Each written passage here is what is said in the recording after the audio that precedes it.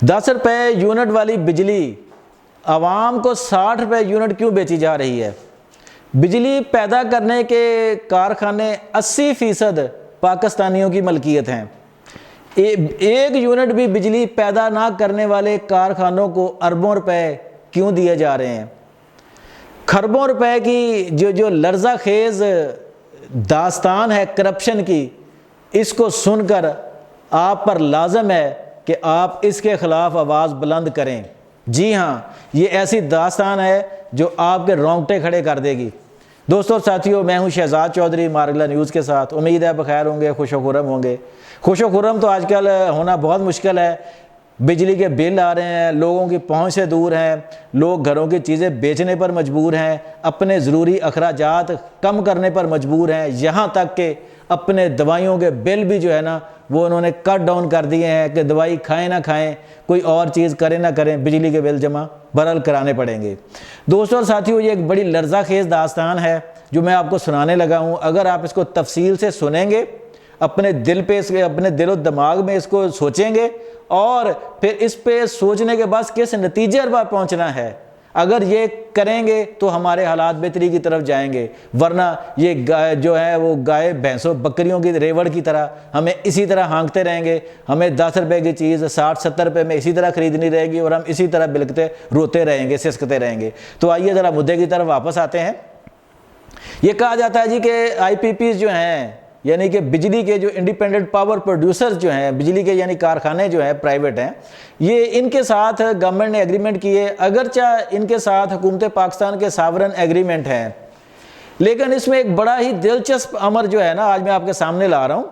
वो क्या है कि इस वक्त जितने भी मुल्क में इंडिपेंडेंट पावर प्रोड्यूसर्स हैं, IPPs जिन्हें कहा जाता है, आपको पता है उनमें से 52% जो हैं जी, 52% कारखाने जो है ना वो हमारी हुकूमत की मलकियत हैं जनाब।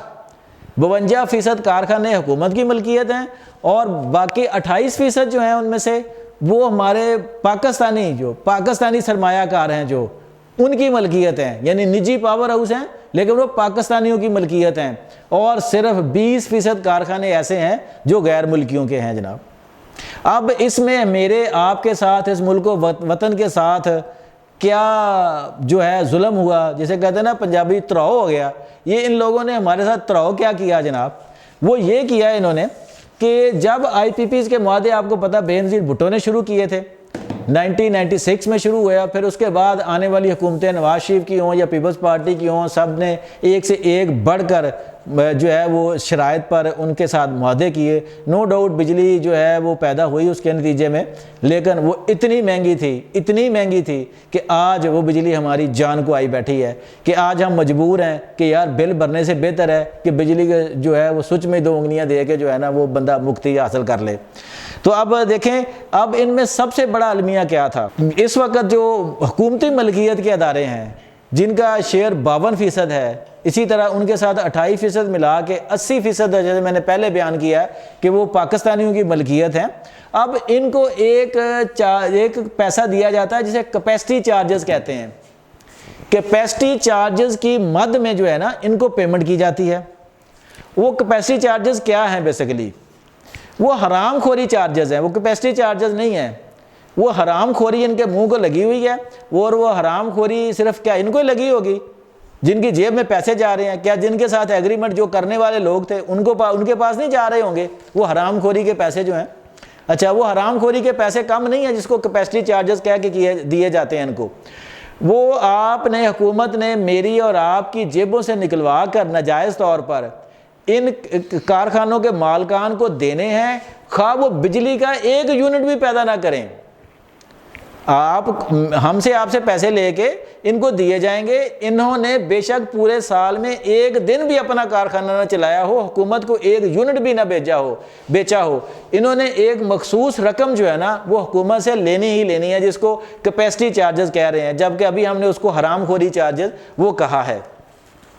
अच्छा, अब ये देखें, ये जो हमारे निजी शोबे के कारखाने ना 52% मलकियत तो हुकूमत के पास आ गई। अब ड्रामा क्या रचाया जाता है जी कि ये सावरन गारंटी है जनाब, हमारे पास इंटरनेशनल जो है वो लोग नहीं आएंगे, मुआहदे नहीं होंगे जनाब अगर हम इनको छेड़ेंगे तो। او بھائی اللہ کے بندو، 80% تو کارخانے لوکل لوگوں کے ہیں جناب، پاکستانیوں کے ہیں، اور باقی جو ہیں وہ حکومت کے ہیں۔ اب حکومت کو اور جو 28% کے مالکان پاکستانی ہیں، ان کو کیا تکلیف ہے اگر حکومت ان کے ساتھ جو ہے نا وہ ایسے معاہدے نہ کرے جن کو نظر ثانی شدہ معاہدہ کہا جائے جناب، کہ اس میں کیپیسٹی چارجز نہیں دیے جائیں گے آپ کو، اور پھر بجلی جس مہنگی یونٹ پہ، جس مہنگے ریٹ پہ حکومت خرید رہی ہے اس پر ریٹ پر نظر ثانی ہونی چاہیے۔ تو اب آپ کو بتائیں کہ یہ 40 خاندان ہیں، یہ پاکستان کے امیر ترین 40 خاندان ہیں جو ان کارخانوں کے مالکان ہیں، جن کو حکومتیں سالانہ اربوں روپے، خربوں روپے جو ہے نا وہ مفت میں دے رہی ہے۔ جی ہاں، بالکل مفت میں۔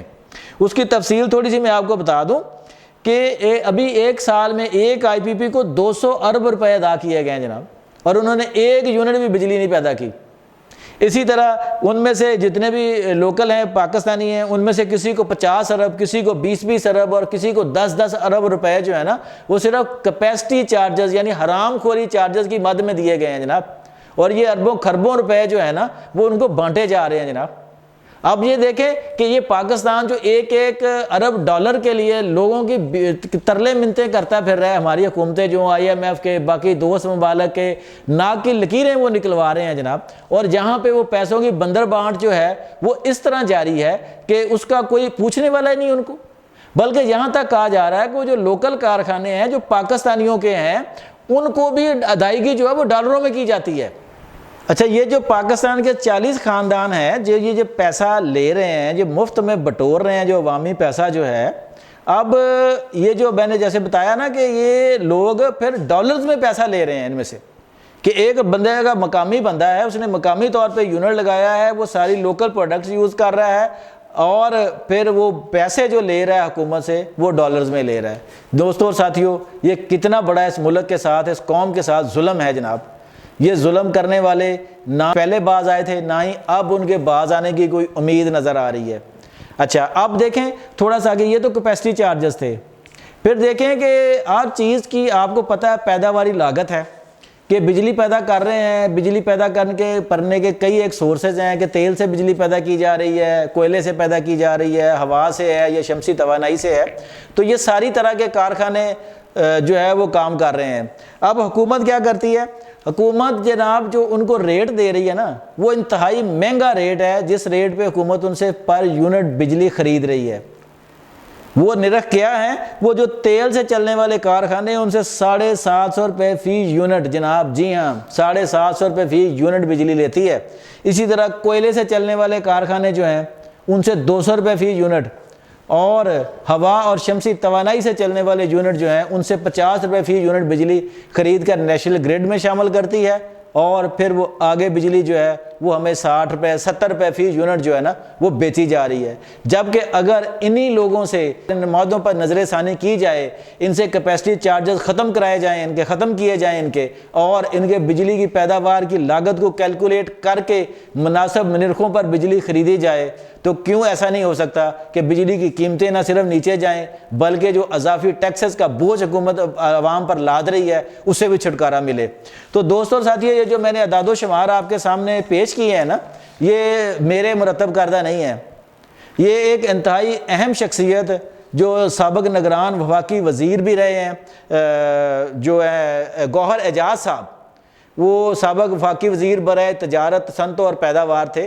یہ ان کے پاس سارا ڈیٹا، ان کا تمام تر فگرز ان کے موجود ہیں جناب، اور گوہر اعجاز صاحب اس بات پر بالکل تیار ہیں کہ وہ انہیں کسی بھی فورم پر پیش کرنے کو تیار نہ ہیں، اور کوئی بھی حکومت یا کوئی بھی ذریعہ جو ہے وہ ان کے ان اعداد و شمار کو چیلنج نہیں کر سکتا۔ گوہر اعجاز صاحب کی اس بات پر اعتبار کیا جا سکتا ہے کیونکہ وہ نہ صرف سمجھدار پڑھے لکھے آدمی ہیں بلکہ وہ پاکستان کے ایک بڑے انڈسٹریلسٹ بھی ہیں۔ وہ اس سارے کلچر کو، اس سارے معاملات کو اندر سے جانتے ہیں، اور پھر نگران حکومت میں بھی انہوں نے انتہائی اہم ذمہ داریاں ادا کی ہیں۔